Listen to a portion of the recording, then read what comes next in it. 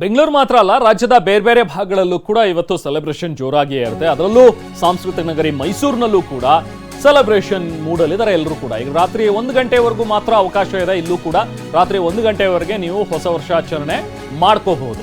ಆದರೆ ಇಲ್ಲಿ ಡ್ರಗ್ಸು, ಗಾಂಜಾ ಇಂಥದ್ದೇನಾದ್ರೂ ಕಂಡು ಬಂದ್ರೆ ಅಂಥವ್ರನ್ನೆಲ್ಲರನ್ನು ಕೂಡ ಎತ್ತು ಗಡೀಪಾರು ಮಾಡ್ತಾರೆ. ಜೊತೆಗೆ ಕಠಿಣ ಶಿಕ್ಷೆಗಳು ಕೂಡ ಆಗತ್ತೆ ಅವರಿಗೆ. ಸಂಜೆ 7 ಗಂಟೆ ನಂತರ ಚಾಮುಂಡಿ ಬೆಟ್ಟಕ್ಕೆ ನಿರ್ಬಂಧ ವಿಧಿಸಿದ್ದಾರೆ. 7 ಗಂಟೆ ಮೇಲೆ ಯಾರು ಹೋಗೋ ಹಾಗಿಲ್ಲ.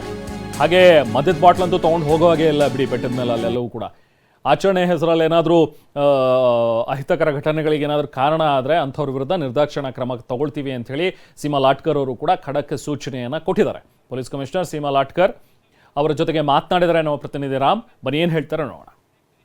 2025ಕ್ಕೆ ಗುಡ್ ಬೈ ಹೇಳಿ 2026ರನ್ನ ಸ್ವಾಗತಿಸಲಿಕ್ಕೆ ಸಾಂಸ್ಕೃತಿಕ ನಗರಿ ಮೈಸೂರು ಸಜ್ಜಾಗಿದೆ. ಮೈಸೂರಿನಲ್ಲಿ ಯಾವ ರೀತಿಯಂತ ನಿಬಂಧನೆಗಳನ್ನು ವಿಧಿಸಲಾಗಿದೆ ಈ ಬಗ್ಗೆ ಮಾತಾಡಲಿಕ್ಕೆ ಪೊಲೀಸ್ ಕಮಿಷನರ್ ಸೀಮಾ ಲಾಟ್ಕರ್ ನಮ್ಮ ಜೊತೆಗಿದ್ದಾರೆ.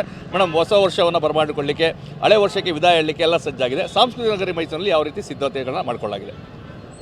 ಹೊಸ ವರ್ಷದ ಆಚರಣೆ ಸಲುವಾಗಿ ನಾವು ಆಲ್ರೆಡಿ ಆಲ್ ಸ್ಟೇಕ್ ಹೋಲ್ಡರ್ಸ್ ಯಾರ್ಯಾರು ಇದ್ದಾರೆ ಸಂಬಂಧಪಟ್ಟವ್ರ ಜೊತೆ ನಾವು ಮೀಟಿಂಗ್ ಮಾಡಿದ್ದೀವಿ.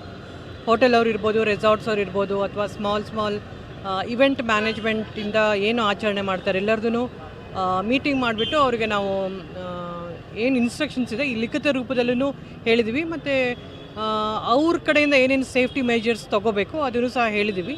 ಅಪಾರ್ಟ್ ಫ್ರಮ್ ಅವರ್ ಬಂದೋಬಸ್ತ್. ಈಗ ಏನು ಟೈಮಿಂಗನ್ನು ಫಿಕ್ಸ್ ಏನಾರಾಗಿದೆ ಮೇಡಮ್ ಹೊಸ ವರ್ಷದ ಅಂತ್ಯಕ್ಕೆ ಮತ್ತು ಹೊಸ ವರ್ಷದ ಬರಮಾಡ್ಕೊಳ್ಳಿಕ್ಕೆ?